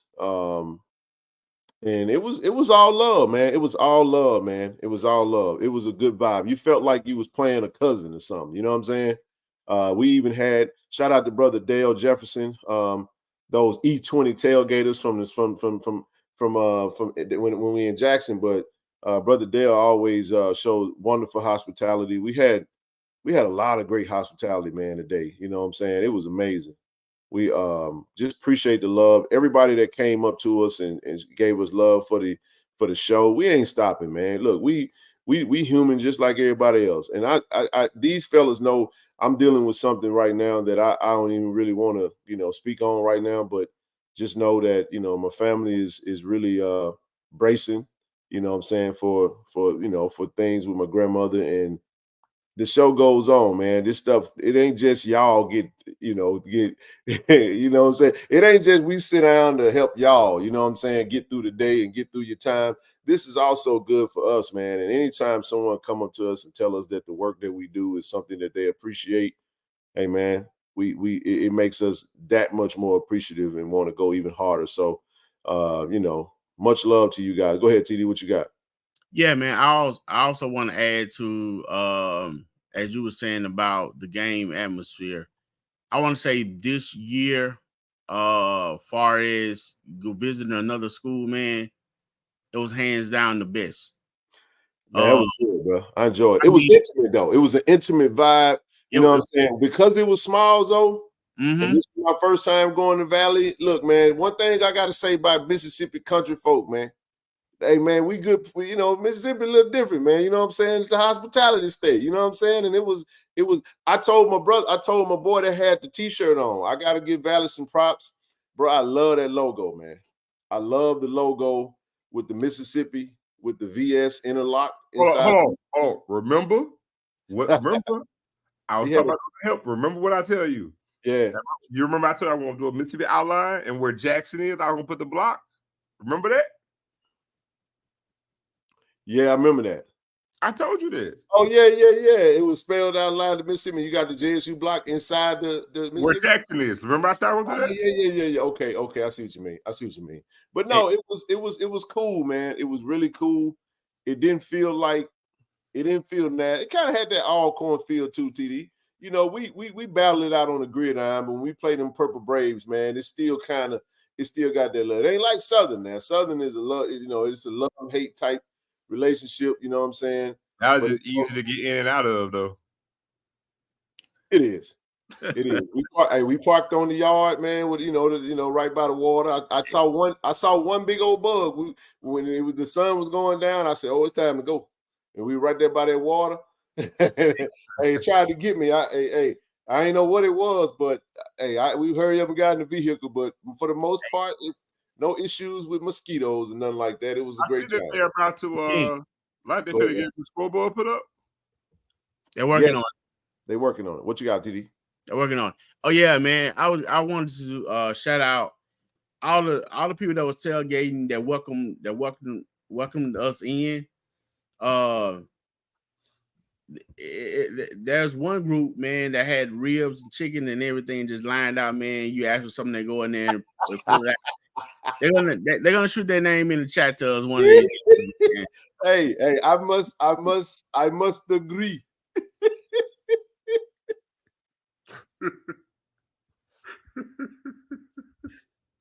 Lord have mercy. Zoe called me and said, "Get out of town. Hurry up and go." Man, hold on. I gotta see. I called my boy. I said, "Hey man, where you at?" He's like, "Man, I'm in Greenwood right now." I said, "Bro, you better here get the hell up out of Greenwood. Don't you do nothing but get up out of Greenwood, dog." Yeah. Dog. Hey, you know what, bro? I had that was a good question. LA Clark. I don't know, man. I think somewhere I don't know, man. I don't know.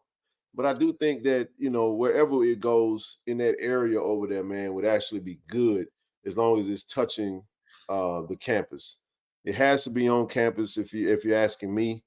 It's gonna be there. That's the only thing I would say, man. It has to be, because I think that'll be something different. It'll be a new wave, a newness for JSU, and it'll be different. You know what I'm saying? The vet serves its purpose, but the vet is kind of like in his own little area. When you're going through, when you're on campus, you kind of get that, you have that college feel. You know what I'm saying? TD, you feel like you're back in college in a sense. You know what I'm saying? Because you're around the school per se. When you're at the vet, it's like I'm at a game, like going to actual game. You know what I'm saying? So the attachment is the city. That's why we say Jackson is our campus, because it's attached to the city of Jackson. But when you go to the campus and stadium environment like that, it's more attached to the actual school. It's gonna hit different. It does hit different. To Major B bullies, a lot of times, to be honest with you, it's not so much about the food at the tailgates, man. It's the vibe. It's the it's the meeting different people. When we was at Dale's tailgate, I think, is that his name? Is that his name, King? Yeah, Brother Jefferson. And no, why do we keep bringing up the Metro Center? Well, hold on. Let me just say this. The Metro Center, we're at a point of you saying it, because it ain't going to happen. The land is already acquired. The stadium is going to be on campus. So, hold on. So, from henceforth and forevermore, there is no need of mentioning Metro Center. It's dead on arrival. It ain't happening. Go ahead, TD. They're going to be on campus. Yeah, so what I was going to say is Dale is his name, right? Ken, the last gentleman that in tailgate we was hanging out. Right? Is that his name, Dale? Yeah, Dale Jefferson, Brother Dale. Brother Dale Jefferson. Look, man, I appreciate you and your crew, you and your team. Awesome. The man started DJing, had everybody dancing. Oh, man, had KT Dub out there getting down with it, man. He started playing Johnny Taylor, man. I'm tired of lying. Boy, everybody went crazy. Man, I guess everybody out here lying then. And then what he did, when the boom come through, he stopped. He went out to the street where the boom was to honor. He turned the music down so that the boom would come through. When the Mean Green Marching Machine came through, he did the same thing with them, because he was touching me, saying it was much respect for HBCU as a whole. Although it's valid and they was our opponent, they still HBCU school, and we're still gonna support and respect them. And then he played Zoe's song, "The Devil's Got a Gun" or something. Man. I don't know what they were. What was it? I had never heard this song, man. Devil's Gun, man. Yeah, man. Devil's Gun. Man, that Dale was playing that thing, man. Hey, Dale played. I mean, it was a joint. Tailgate. You know what I'm saying? It was mixed with Valley folk as well as Jackson folk. We all cousins now. You know what I'm saying? So it's a little different. But Joe, what's happening, brother? Appreciate you for joining us. Hello, y'all can hear me? We What's can hear you, going on, man? Hey, Justin. what's going on, brother? First of all, I don't appreciate Ken. I'm watching the game. Ken all in the video, I wasn't in no jumping video. up and down. Yeah, I seen you about 5 times in the video. I wasn't supposed to be. I was in the back. I I'll seen you. get in the video. I mean that. I promise you. I was way back. I seen you on the sideline. Yeah, you're on I seen you TV, on bro. Everybody was on the sideline today. It's I tight. seen you. I seen you. You stood out. First of all, the last time Jackson went down to Annabita, what the score was? 28-19. 28-19. It was a tough game, right? Yep. So all the JSU fans complaining about what the score was and why we didn't blow Valley out. I'm saying we because I'm a Jackson State fan, so why we didn't blow Valley out. But we didn't blow Valley out the last time. And we had a so-called much better team. So that JSU fans, start complaining. We went down there and won the game. That's what we need to do. That's fair. Also, no disrespect, but y'all got too much goddamn talent at wide receiver because every goddamn week, I'm sorry, I'm cussing, my bad. Every week, somebody standing, I'm like, damn, why they ain't playing him? I ain't defending that at all. I'm like, damn, why they ain't playing him? And then I just thought about two more. Then I just thought about my God, I'm thinking about Wes Spencer. Where Wes Spencer at? Then I see somebody else. I'm like, where he been at? So you know what I mean? Y'all got too much talent on wide receiver. I don't know if that's a wrong thing, a bad thing, or a good thing. Because everybody's shining. Somebody's shining every week. I would just say I would love. It's two more wide receivers. I would just love to see on the field as well. And that's a fair question. That's a fair. If you want to say criticism, I would say, but I always say I could want to see him, but I'm not at practice. We were only privy to go to practice like before the season started. Once the season started, our practice was over. So whatever's happening in practice, how folks are performing, coaches do evaluations every week, all season, and they see what they see. But I've been long time wanting to see Fortillion. Zoe called him Swag T.O. Had a really good game in the day, but then I also Isaiah Kendall. I know he was out there with the team as well as George McClorley. So those are another two wide receivers that I would love to see in those type situations. I thought I'll say this. I thought when we had kind of like the the Hail Mary ball going into the half. That's when I kind of would have had, maybe Fortillion and maybe put George in there, call him jump ball George, let him go down there and jump up and try to make a catch. Now, when you're talking like that, I have no issues with that. Those are suggestive type criticism. You know what I'm saying? But again, it ain't what you say, is how you say it and where you say it.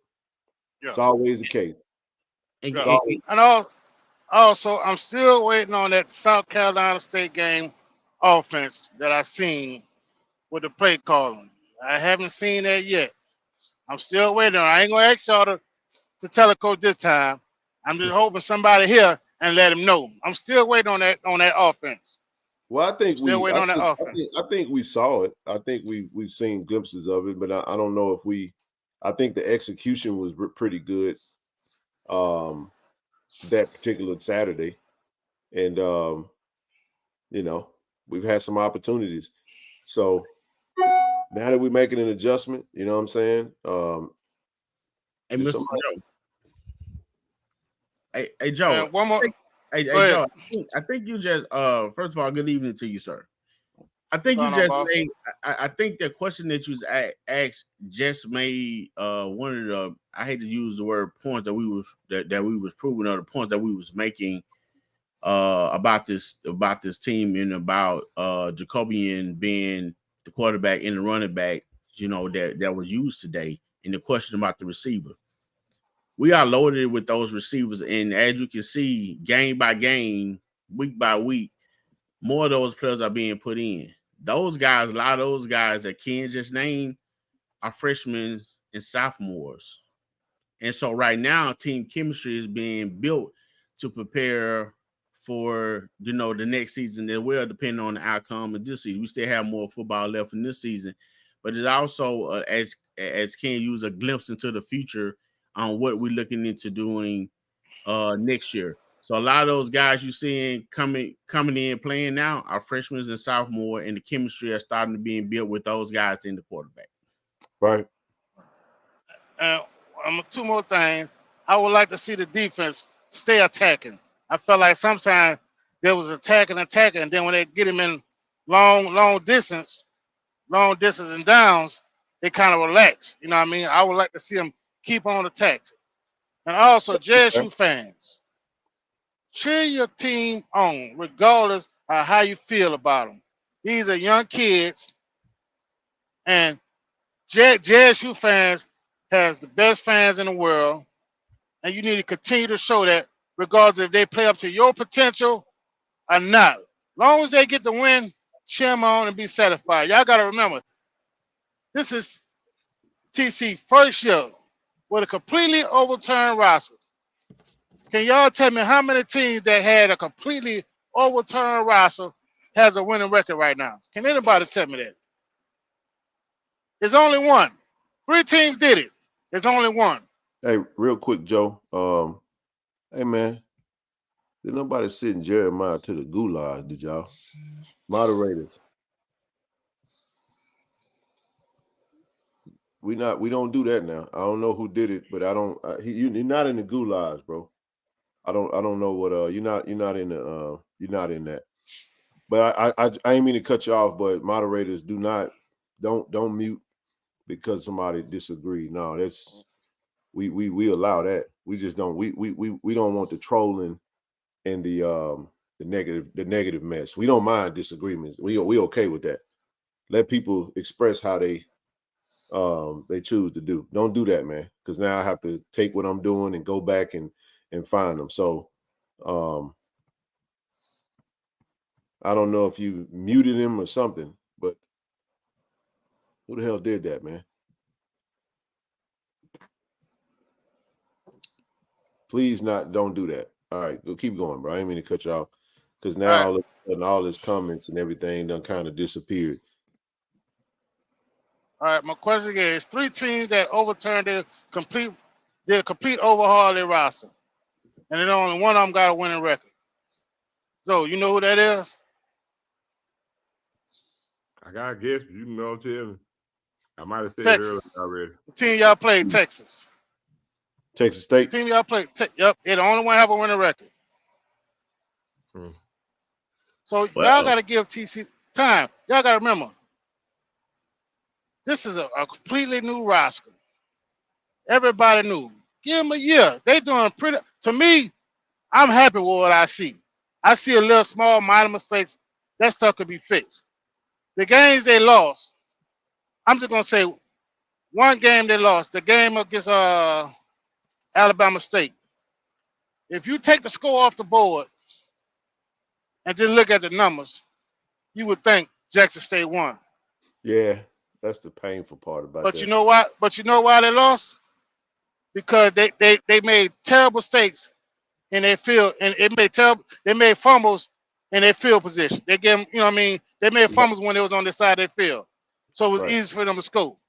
You know what I mean? Once they clean up those mistakes, I think JSU gonna be all right. So JSU fans, y'all just chill. Let's ride this wave out, baby. It's gonna get better. Trust me. I feel like it's gonna get better. I have faith in TC. That's all I want to say, man. I'm gone. Joe, talk to me, boss. Joe, are you the gentleman that was on last week that almost ran over? I mean, just stop blowing your horn. yeah. Nah, somebody ride in the left lane. He's like, you get that left lane open, man. You good? Yeah. They'll ride us.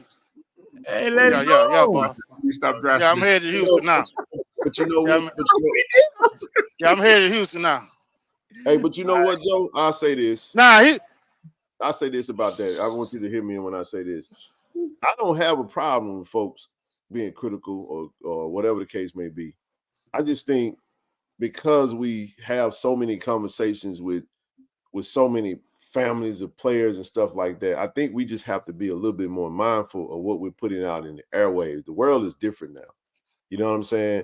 And we run the social media and we just vent And I think that's just the main thing. You know what I'm saying? But you do what you do. People, you can't control people. They look, they got access to whatever they want to put out, wherever they want to put out. And like I said, we got just as much right to respond to it. I just say don't, I don't tell people to, that they don't see what they see because they know football just like we know football. And what you see is what you see. All criticism is fair when you're talking about the X's and O's. You know what I'm saying? So if it's, but it could be more to it than just what we see.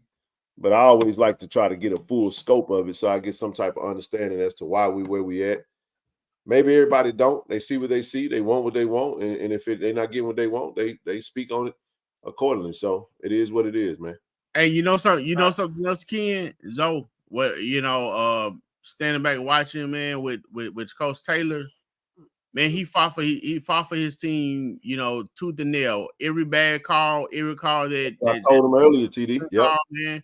I mean, Coach Taylor was in the ref's face. There was one play that I guess the very next play where Fertillion, I mean, the dude just had wrapped his arm completely around him.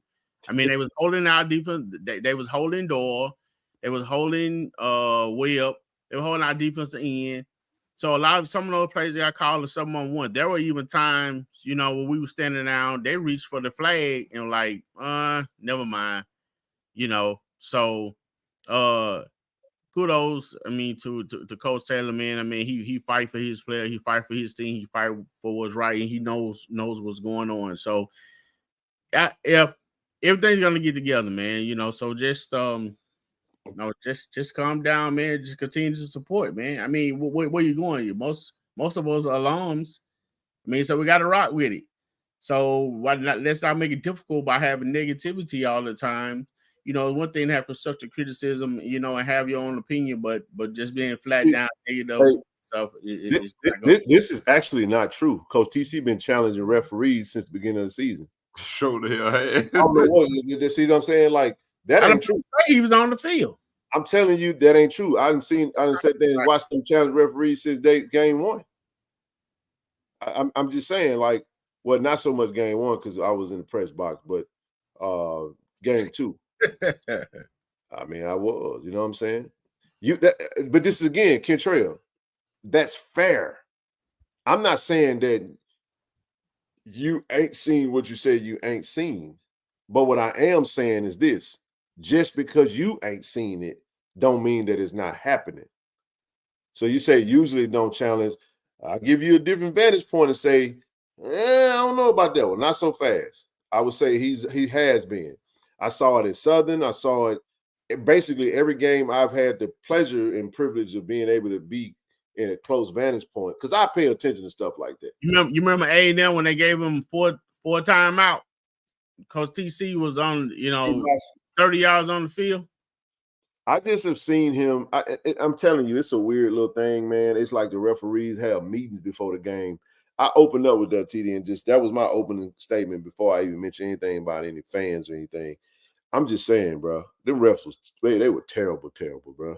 And it just feel like, and I asked the question, man, this is our 8th game. Are we going to get one game where referees call the game, just call the game the right way?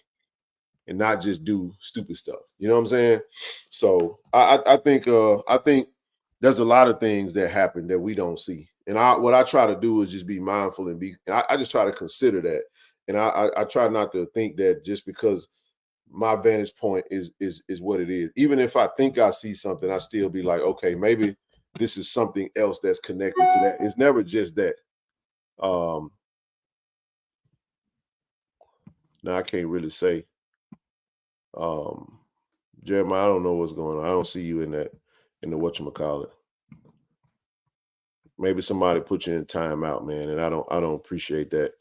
So moderators, I'm gonna say this again.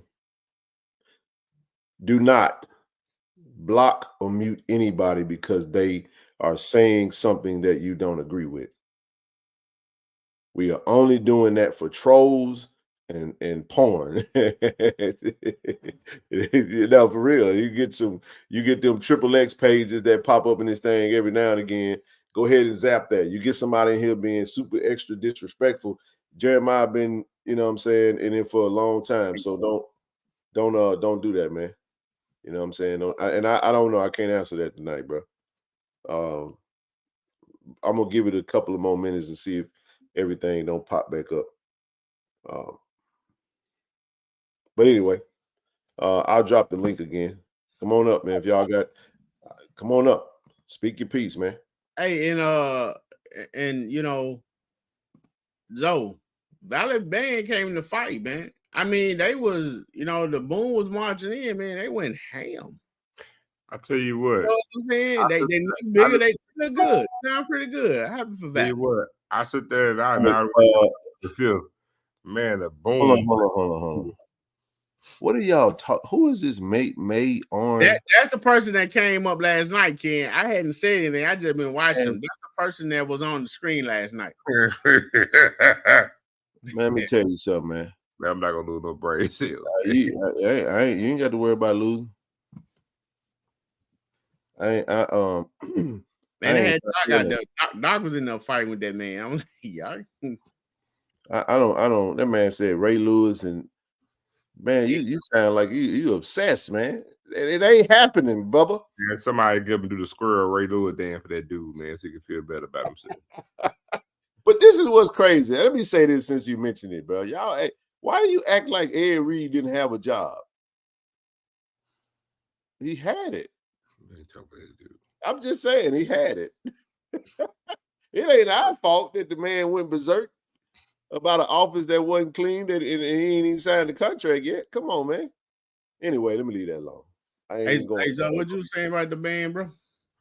I said, man, I watched the whole entire film. Man, the Boom wiped the floor with them. Like, tell you what they did do, Zoe. All this fatality. They did. See, I did catch the clip of them coming in, right? They wanted Dr. Dr. Little wanted to go left and go, and he wanted to enter the stage in front of the IJSU fan. Mm-hmm. They made Jackson State keep straight and have to walk past Valley. Mm-hmm. Like, no, you gotta go this way. And it was like, I see what y'all doing. I see what y'all trying to do. Hey, all clocks are related, LA. And then Zoe, all of a sudden when the band got when the Boom got there, the ladies carrying the flag got right there, they picked up the tuba like they were loading their gun. They got ready. They got cocked and loaded in, man. By the time the band made through they let loose. All right. Can I make a suggestion? Can I have some positive criticism for something I wanted to see? I'm gonna be selfish for a moment. Can we? I'll say it this way. Forget that. I'll just say I don't like when we end halftime shows and not rock the house, man. I feel incomplete. You know what I'm saying? I just expect the and when we just, we didn't rock the house today. I was like, damn. Everything else is pretty good, so. And I think they ended the show playing towards Valley, and I get it. I just thought we would have done rock the house. I just love that. I'm a traditionalist, man. I like what I like when it comes to that. But the Boom did great today. They looked great. Great show. Dr. Little was a little perturbed because they play. He said if they do play in front of us, they're gonna regret it. And you could tell he was fuming a little bit. He wanted to get them back, and that's why you saw him go out there and give them that flawless victory. So. They came with it though. Do they spank them boy in the fifth, dog? It was ugly. To my Lil Wayne ugly too, dog. That man said Lil Wayne ugly. So they always do something different at Valley. Maybe I didn't know that because this is my first time going. But hey, I gotta say, man, first time going to the Valley, it was a great experience, man. In the Delta where the girls get naked. Oh, sorry. What that comment was? They said they got fish and thick guns. There's something like that. Fried fish and chicken. Mm-hmm. All right, Jeremiah, you back, man. You know Valley right next to Chuckalise. You said what? Mississippi. You know Valley right next to Itavina right next to Chuckalise. Oh, Chuckalise. That was So what's up? Oh, Brandon said he was accidentally on Valley side. Yeah, was well, some Jackson State folks over there. Overflow. It was an overflow. I mean, a lot of them had to go over there in order to have seats. That was complete overflow. They said Zoe on some of that Pink Valley, that P Valley. Pink cookies in a plastic bag getting crushed by buildings. So what the hell are you talking about, man? That's an LL song. Oh man, it went over, that one went over my head. I know what you say. Huh? Yeah, I mean, at the same time, man, shout out to Coach Wade too, man. I mean, Valley, you know, Valley, you know, they trying to do their thing down there, man. You know what I'm saying? Yeah, they definitely need a new scoreboard because that other one. hey, so look, so from what you gather, it's gonna be a pretty big scoreboard, huh? It will be, and it's actually gonna be really good for their stadium, though. You know what I mean? It's gonna be really good for their stadium. I really do. I think so. And then I think the only thing that Valley needs, honestly, if I had to, they need turf, and you give Valley turf and you give them a new jumbotron like scoreboard. That's a cool feel, man. You know what I'm saying? Yeah. Maybe they can do some, maybe do something with some paint or something like that. I mean, hey, man, it looks good. It'll look good. It'll look good for them. And the field actually probably better this time than it was the last time, though. See, Mika on one that get me. Yeah. Man, I don't know what the hell you talking about, bro. It's cool. We got to talk about the upgrades they did do with the grass, though. I see. I can't talk about it because it was my first time going. So that's what I'm saying. It was better. So they got a new audio system. Okay. Yeah, man, that was I mean, like I said, it looking better. I mean, and the jumbotron Zoe is going to. They have what was that, like 4 big steel Yeah, poles? it looked like about 5 or 6 of them things. Yeah, man. It's going to be nice. So overall, man, the experience was great. The people were great. We didn't get carried away by any mosquitoes or anything like that. We won the game despite, and you know, that was peace. That was peace. That was calm, and I mean, I enjoyed the experience again. That's not my first time in Valley, but you know, every time I go there, I mean, I hadn't had any issues, man. You don't have any people disrespecting you and pissed off because we're Jackson State, you know. No, it wasn't like that. At all with them. I'll say this though. I like the Boom marched all the way through the little spot. They did the little walk, you know what I'm saying? I did say KT Dubs, I did save him though. I did do. But no, man, it was overall, it was a good experience, man. Like I said, I really, it's a good day for football. The weather was great. We won, like I said, we won the game. You always leave a game feeling like you could do more. I'm okay with that. We left a lot. We did leave some plays out there. I can understand the frustration from ball security. And TD, you made a great point. Some carryover frustrations from offensive play calling. That's understandable. You know what I mean? We still trying to, I think in order to like overcome the frustrations that were really out there, people need to see like guns blazing today. You know what I'm saying? That would have really made people feel a lot better.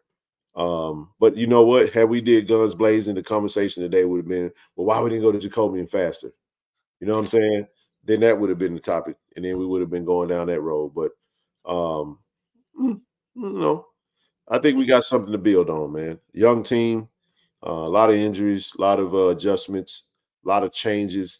So you do know when you change a quarterback, you got to change your play calling style. You got to change your tendencies. You got to change everything. Kind of changes. The chemistry with the wide receivers change. A lot of that changes. So didn't have Rico today. We didn't mention that, but Rico did not play today for whatever reason.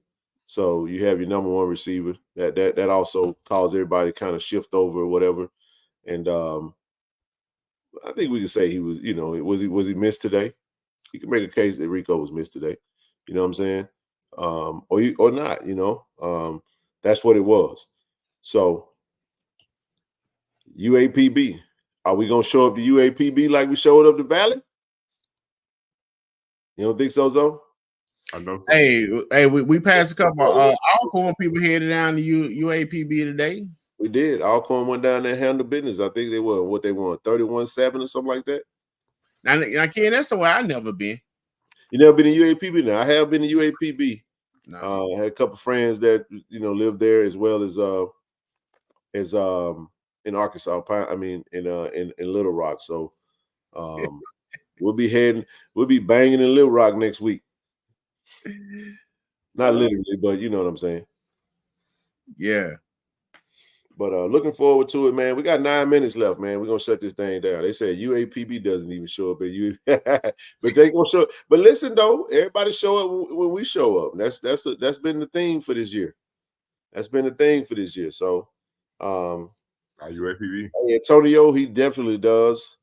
We wanted everybody else to come up. We didn't want to just come sit in front of y'all and do the talking tonight. We was hoping to hear from some more of you guys that want, they wanted to express yourself, but I guess not. Zoe, I was looking for you today. So there you go, Miss Bunny. So yeah, man. Okay, Deputy Mario, you found your phone, bro? Oh my God, that's another story, man. Hey, yeah. Look, hey, I'm gonna let you all by yourself. First of all, greetings, everybody. What's happening, brother? The JSU family. What's up, bad boys? What you gonna do? I want to give a hail to the great TD. TD the Great. Yeah, TD the Great. I want to give all hail to him. My day was terrible. I lost my phone. I was in panic mode. My blood pressure was 800 over 2,000. Damn. Well, you was a walker. Mario. Yes, sir. Don't let the world know that everything to your life is on that phone. Don't just let the world know that now. And when all hope had given up, I said, I'm going to go to Apple. I'm just going to get a new phone. And looked over at TD. He had his hand in the air, phone in hand. And I just heard harps going off, and I was happy. He had saved the day. Sound you going off now. That's one of my that dude 6 months looking for that. Man, that dude so kid. Look, we saw no halftime show. Wow. None. So I'll tell the story that Mario, his blood pressure is coming down. So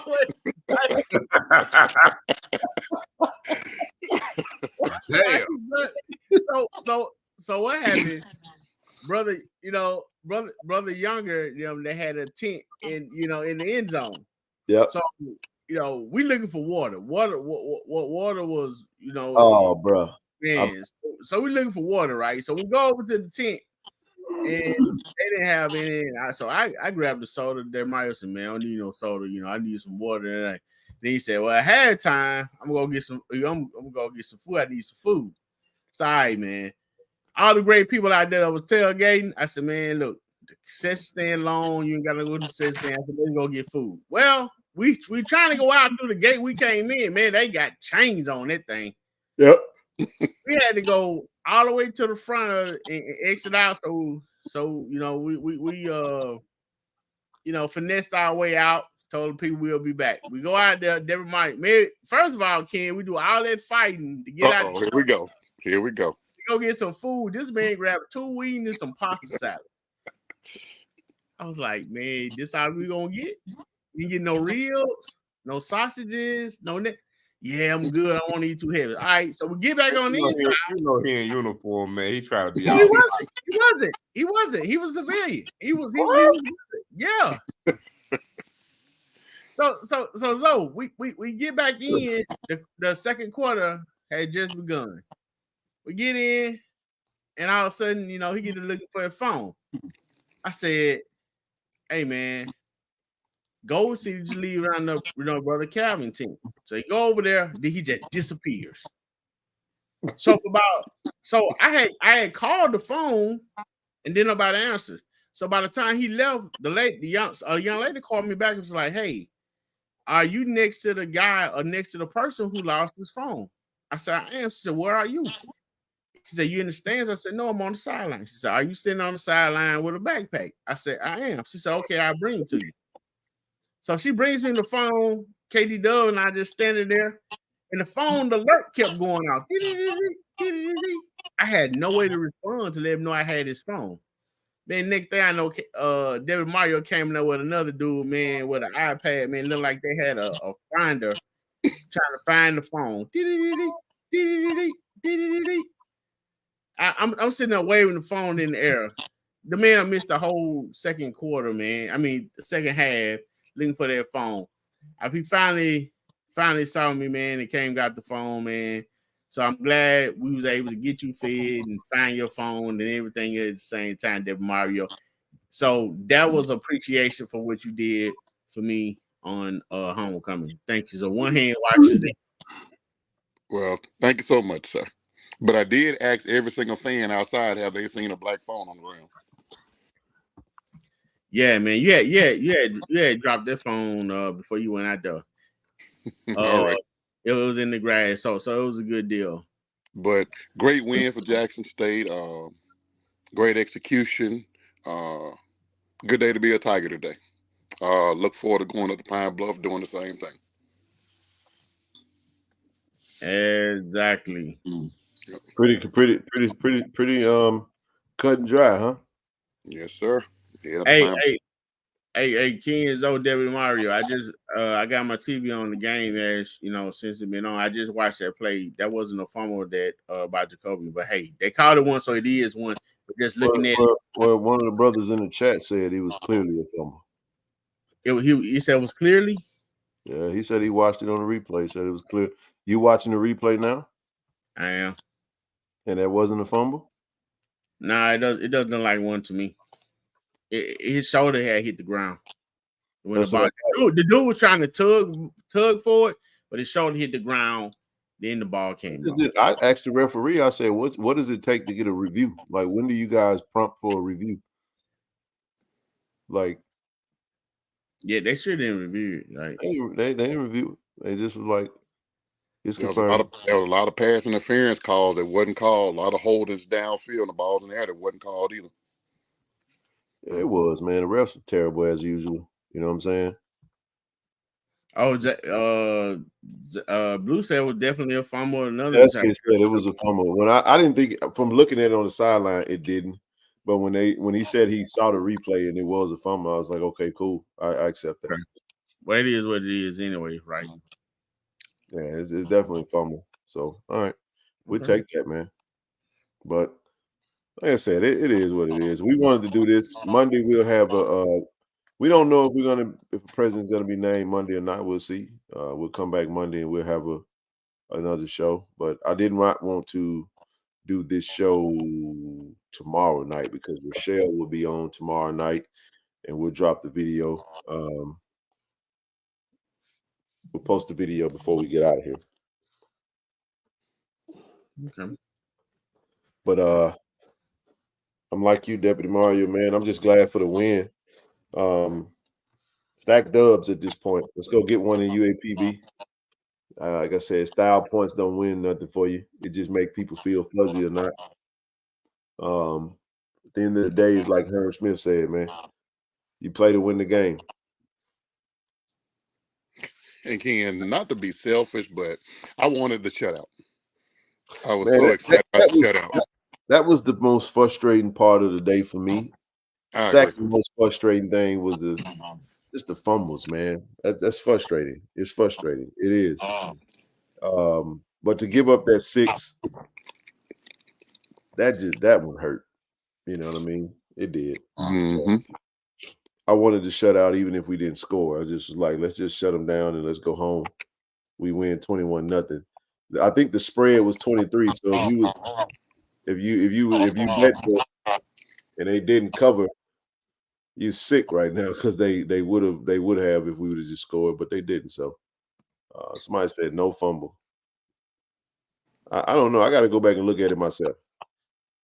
I don't expect any different from the refs. About the no call holding from Valley, which occurred. Yeah. I man, I had to catch myself a couple times because I think me and everybody jumped up at the same time. And like when with some of them no calls, it was just like, my goodness, man. But this is the first time I've ever been that close to TC hearing what he was saying to the referees. And he was lighting their behinds up, man. A couple times I felt like they was gonna throw a flag on us because of what he was saying. He was bad as hell in Mobile. Yeah, he had some choice words for them refs, man. I'm telling y'all. So folk that feel like he just sit back and don't, he had choice words for the players who drop the ball, the players that do stupid stuff. Like I guess you just need to be there close enough to see it. Because I think sometimes what we do, fellas, is that we see coach and he's kind of chill. He got that chill demeanor.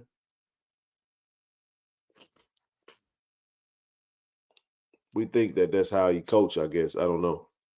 You know, we got folks that, you know, we kind of got used to how our previous coach's style was.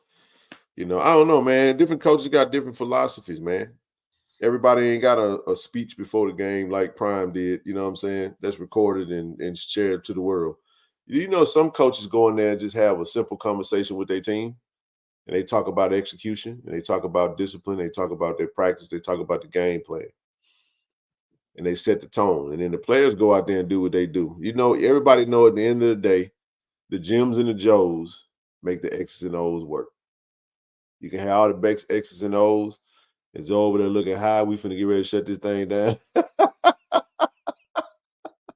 Hey, it's over there looking high, trying to keep them eyes. Man, let's get out of here, man. Let's get ready to shut this thing out. Hey, man, I ain't got much else, man. I'll say this before I go. Man, say a prayer for my family, man. You know, my granny that practically raised me. Mom's called and you know, we let's just say God got the last say so. Let's just see. I lost my granny a couple months ago, and the only one I got left seems like she's about to go check out too. But you know, he got the last say so, and he determined when we go, man. So I'm gonna spend some time with her tomorrow, man. The thing that got me though was she kind of asked for me, and I know KT Dub was like, bro, you want to go? So blame my heart and not my head earlier, man, because I am dealing with emotions. I needed this to kind of get it out and vent.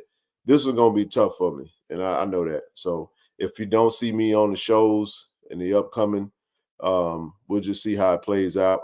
We got some good brothers that y'all love to see and listen to, and a big sister that'll hold it down in my absence, man. But we'll see how this thing play out, and we'll go from there. I enjoy just sitting down. It's been the game and this show has been a great distraction.